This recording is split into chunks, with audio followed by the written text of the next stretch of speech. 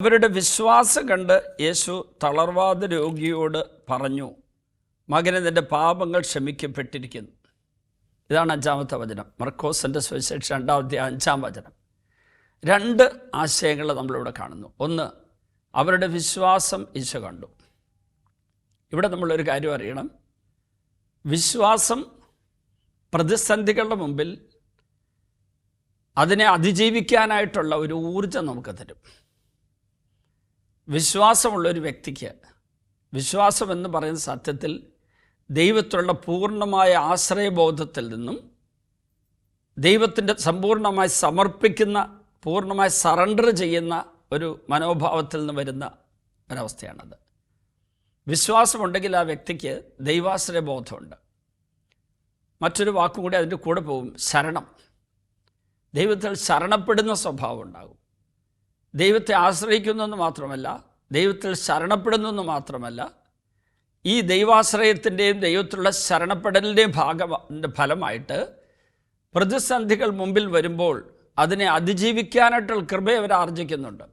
അവിടെയാണ് വിശ്വാസം പ്രവൃത്തിയായിട്ട് രൂപാന്തരപ്പെടുന്നത്. നമ്മുടെയൊക്കെ വിശ്വാസത്തിന് ജ്വലനമുണ്ടാകണമെങ്കിൽ നിരന്തരമായി വിശ്വാസത്തെ പ്രവൃത്തിയുടെ മേഖലയിലേക്ക് കൊണ്ടുവരണം. പ്രവൃത്തി കൂടാതെയുള്ള വിശ്വാസം നിർജ്ജീവമാണെന്ന് അതുകൊണ്ടാണ് വചനം പറയുന്നത്.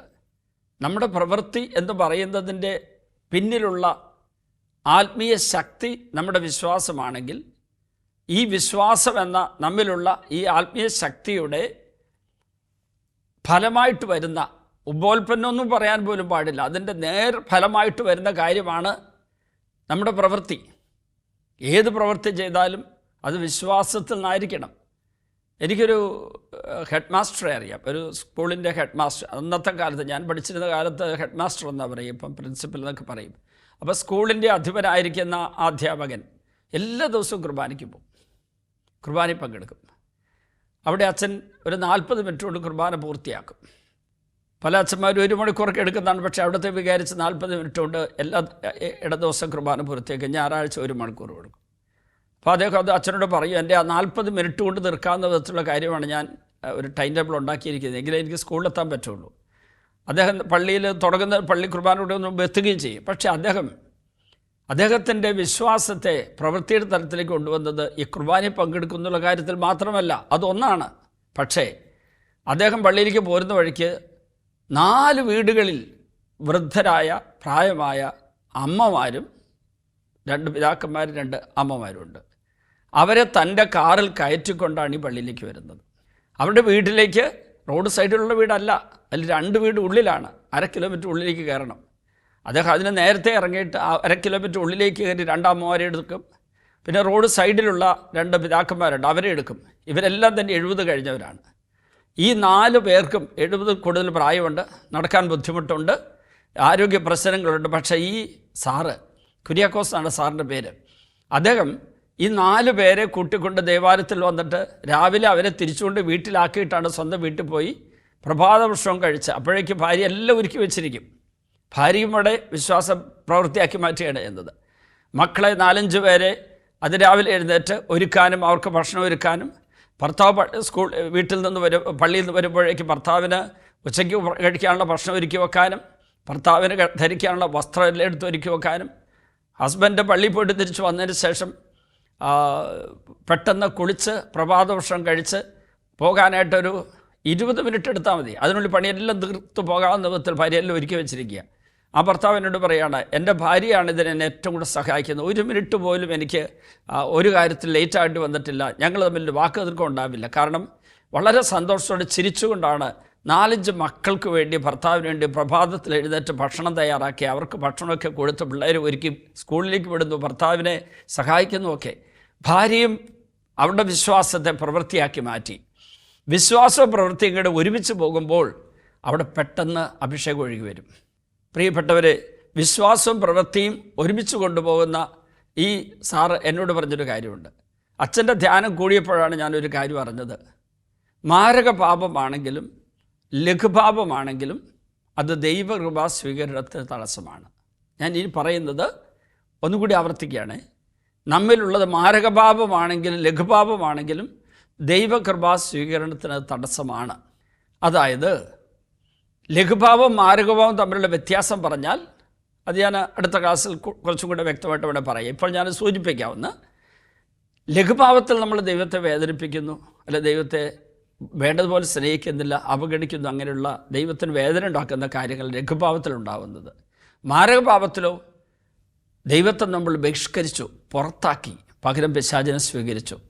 ഇതാണ് മാരകഭാവത്തിൻ്റെ ഫലം. മാരകഭാവത്തിലൂടെ നമുക്ക് കിട്ടേണ്ട ദൈവകൃപ കിട്ടാതെ പോകുന്നു എന്ന് മാത്രമല്ല, പൈശാചികത നമ്മിലേക്ക് വരുന്നുണ്ട്. അങ്ങനെ ഒരു ഭീകരതയും കൂടെ ഉണ്ട് അവിടെ. ഒരു ദൈവകൃപ നഷ്ടം മാത്രമല്ല, പൈശാചികത നമ്മിലേക്ക് വരുന്ന ദുരന്തവും കൂടെ പാപത്തിലൂടെ സംഭവിക്കുന്നുണ്ട്. ലഘുഭാവത്തിൽ നമ്മിലേക്ക് വരേണ്ട ദൈവകൃപ സമൃദ്ധമായി നമ്മിലേക്ക് വരാതിരിക്കാൻ ഈ ലഘുഭാവം തടസ്സമുണ്ടാക്കുന്നുണ്ട്. ഇത് ഞാൻ വിശദീകരിച്ച് കഴിഞ്ഞപ്പോൾ ഈ സാർ എന്നോട് പറഞ്ഞു, ഞാൻ സാധാരണ മാരകഭാവം ഉണ്ടെങ്കിൽ മാത്രം കുമ്പസാരിക്കുന്ന ആളായിരുന്നു. പക്ഷേ അച്ഛൻ മർക്കോസിന് സുവിശേഷം 2-ാം അധ്യായത്തിൻ്റെ 5-ാം വചനം വ്യാഖ്യാനിച്ചുകൊണ്ട്, മകനെ നിൻ്റെ പാപങ്ങൾ ക്ഷമിക്കപ്പെട്ടിരിക്കുന്ന ഈശോ പറയുന്ന ആ വചനം വ്യാഖ്യാനിച്ചുകൊണ്ട് 2-ാം വചനത്തിന് ശേഷം 2-ാം അധ്യായത്തിൽ 5-ാം വചനത്തിന് ശേഷം 10-ാമത്തെ വചനത്തിൽ മനുഷ്യപുത്രന് ഭൂമിയിൽ പാപം ക്ഷമിക്കാൻ അധികാരമുണ്ടെന്ന് നിങ്ങൾ അറിയേണ്ടതിന് അവൻ തളർവാദ രോഗിയോട് പറയുന്നു, നീ എഴുന്നേറ്റ് എടുത്ത് വീട്ടിലേക്ക് നടക്കുക. അവിടെ അവൻ്റെ രോഗം മാറ്റി അവന് സൗഖ്യം നൽകുന്ന, അവന് അനുഗ്രഹം നൽകുന്ന ആ സംഭവത്തിന് മുൻപ് ആ അനുഗ്രഹ പ്രാപ്തിക്ക് അവനെ തടസ്സപ്പെടുത്തിയിരിക്കുന്ന പാപത്തെ ഈശോ നീക്കിക്കളഞ്ഞിട്ടാണ് അവനെ സുഖപ്പെടുത്തുന്നത്. ദൈവകൃപാ സ്വീകരണത്തിൻ്റെ പാപം തടസ്സമാണ്. കാരണം പാപം നമ്മിലുണ്ടെങ്കിൽ ദൈവം ആ പാപത്തിലേക്ക് തൻ്റെ കൃപ ഒഴുക്കില്ല. കാരണം പാപം പൈശാചികതയാണ്. ഈശോ ആ പൈശാചികത നീക്കിക്കളഞ്ഞിട്ടേ കൃപ ഒഴുക്കി തരുള്ളൂ. കൃപ ഒഴുക്കി തരാൻ ദൈവം തയ്യാറാണ്. കരുണയുള്ളതുകൊണ്ട് ദൈവം കൃപ നിഷേധിക്കില്ല. ഈ കൃപയായിട്ട് ദൈവം നമ്മുടെ മുമ്പിൽ ഇങ്ങനെ നിൽക്കും. ആ കൃപയുമായി കൃപ തരാൻ വേണ്ടി, പാപം നീക്കാൻ ഞാൻ യേശുവിൻ്റെ സഹകരിക്കാൻ വേണ്ടി എൻ്റെ മുമ്പിൽ നിൽക്കുന്ന യേശുവിൻ്റെ ചിത്രമാണ് വെളിപാട് 3:19-20 കാണുന്നത്. ഇതാ ഞാൻ വാതിലിൽ മുട്ടുന്നു, ആരെങ്കിലും എൻ്റെ സ്വരം കേട്ട് വാതിൽ തുറന്നു തന്നാൽ ഞാൻ അവൻ്റെ അകത്തൂര് അവനോടൊപ്പം ഭക്ഷിക്കും. അപ്പം നമ്മുടെ ഉള്ളിൽ പ്രവേശിക്കാൻ നമ്മുടെ അനുവാദം ദൈവം ആഗ്രഹിക്കുന്നുണ്ട്. എന്താ ഈ അനുവാദം എന്ന് പറഞ്ഞാൽ, വാ എന്ന് പറച്ചിൽ മാത്രമല്ല, നമ്മിൽ ദൈവികത അല്ലാത്ത പൈശാചികത കയറിയിട്ടുണ്ടല്ലോ പാപം വഴി. ദൈവം അനുവദിക്കാത്ത, ആശീർവദിക്കാത്ത, നൽകാത്ത എന്തോ ഒന്നിലൂടെ പൈശാചിക നമ്മിൽ കയറിയിട്ടില്ലേ? അത് നീക്കിക്കളയാൻ യേശുവിനെ അനുവദിക്കണം. നമുക്ക് നീക്കിക്കളയാൻ പറ്റില്ല. എൻ്റെ പാപം ക്ഷമിക്കാൻ എനിക്ക് തന്നെ പറ്റില്ല. ഈശോയ്ക്ക് ക്ഷമിക്കാൻ പറ്റുള്ളൂ. കാരണം ഈശോ ആണ് പാപം ക്ഷമിക്കുന്നവൻ, പാപശാപ നിഹന്താവ്. പാപപരമായി നമ്മിലേക്ക് വരുന്ന പൈശാചികതയാണ് ശാപം എന്ന് പറയുന്നത്. ഈ പാപത്തെ, ശാപത്തെ നീക്കിക്കളയുന്ന യേശുവിനെ നമ്മുടെ ഉള്ളിലേക്ക് സ്വീകരിക്കണം. അപ്പോൾ ഇതാ ഈശോ ആ തളർവാദ രോഗിയെ സുഖപ്പെടുത്തുന്നതിന് മുൻപ് ഏതൊക്കെയോ പാപങ്ങൾ, എന്താ നമുക്ക് അറിഞ്ഞുകൂടാ, ഈശോ വെളിപ്പെടുത്തിയിട്ടില്ല, ബൈബിളിൽ എഴുതിയിട്ടുമില്ല. ഏതൊക്കെയോ പാപങ്ങൾ അവനിലുണ്ട്.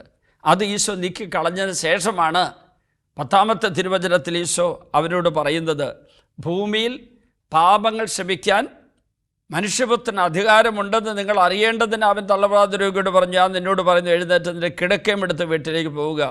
തൽക്ഷണം അവൻ എഴുന്നേറ്റ് കിടക്കയും എടുത്ത് എല്ലാവരും കാണുക പുറത്തേക്ക് പോയി. എല്ലാവരും വിസ്മയിച്ചു. ഇവിടെ എന്താ സംഭവിച്ചത്? സത്യത്തിൽ ലോകം മുഴുവനുള്ള എല്ലാ മനുഷ്യരോടും ഈശോ ഈ തിരുവചന ഭാഗത്തിലൂടെ സംസാരിച്ചുകൊണ്ടിരിക്കുക. അതാണ് ഈ വചനത്തിൻ്റെ പ്രത്യേകത, വചനഗ്രന്ഥത്തിൻ്റെ പ്രത്യേകത, സുവിശേഷത്തിൻ്റെ പ്രത്യേകത. അതെന്തെന്നറിയോ? ഓരോ വചനവും ദൈവം നേരിട്ട് അരുളി ചെയ്ത വചനങ്ങളും ദൈവം ചെയ്ത പ്രവൃത്തികളുടെ റിപ്പോർട്ടും ദൈവിക മനുഷ്യരിലൂടെ വന്ന ദൈവിക വെളിപാടുകളൊക്കെയാണ് ഈ ബൈബിളിലുള്ളത്. അതൊക്കെ നിരന്തരമായി നമ്മോട് സംസാരിച്ചു കൊണ്ടിരിക്കുക. എപ്പോഴും നിരന്തരമായി അത് നമ്മോട് സംസാരിച്ചു കൊണ്ടിരിക്കുക. ലോകം മുഴുവനുള്ള എല്ലാവരോടും സംസാരിച്ചു കൊണ്ടിരിക്കുക. യേശുവിനെ കേൾക്കാത്തവരോട് സംസാരിച്ചു കൊണ്ടിരിക്കുക. ഇന്നത്തെ സുവിശേഷ ഭാഗത്തോട് ഈശോ നമ്മോട് പറയുന്നു, നിങ്ങളിലേക്ക് ഞാൻ ഒഴുക്കി തരുന്ന കൃപകൾ പലതും സ്വീകരിക്കാൻ തടസ്സമുണ്ടാക്കി നിൽക്കുന്നത് പാപമാണ്. അത് നിങ്ങൾ പിശാച് ചേർന്നപ്പോൾ ഉണ്ടായതാണ്. നിങ്ങൾ എന്നെ സ്വീകരിച്ച് പിശാചിനെ ഉപേക്ഷിച്ചാൽ നിങ്ങളിലുള്ള പാപം ഞാൻ നീക്കിക്കളയും. അപ്പോൾ നിങ്ങൾക്ക് അർഹതപ്പെട്ട അനുഗ്രഹങ്ങൾ ഞാൻ നിങ്ങൾക്ക് നൽകും. നമുക്ക് പ്രാർത്ഥിക്കാം. ഈശോയെ, ഞങ്ങളിലേക്ക് അങ്ങ് നിരന്തരമായി ഒഴുക്കി തന്നുകൊണ്ടിരിക്കുന്ന കൃപ സ്വീകരിക്കുന്ന തടസ്സമായിട്ട് ഞങ്ങളിലുള്ള എല്ലാ പാപങ്ങളെയും കണ്ടെത്തുവാനും അതിനെ വെറുത്തുപേക്ഷിക്കുവാനും അത് ഏറ്റുപറഞ്ഞ് കുമ്പസാരിച്ച പാപമോചനം പ്രാപിച്ച് അങ്ങനെ അനുഗ്രഹീതരാകാനും ഞങ്ങൾ ആഗ്രഹിക്കുന്നു. ഞങ്ങളെ ആശീർവദിക്കണമേ. പിതാവിൻ്റെയും പുത്രൻ്റെയും പരിശുദ്ധാത്മാവിൻ്റെയും നാമത്തിൽ ആമേൻ.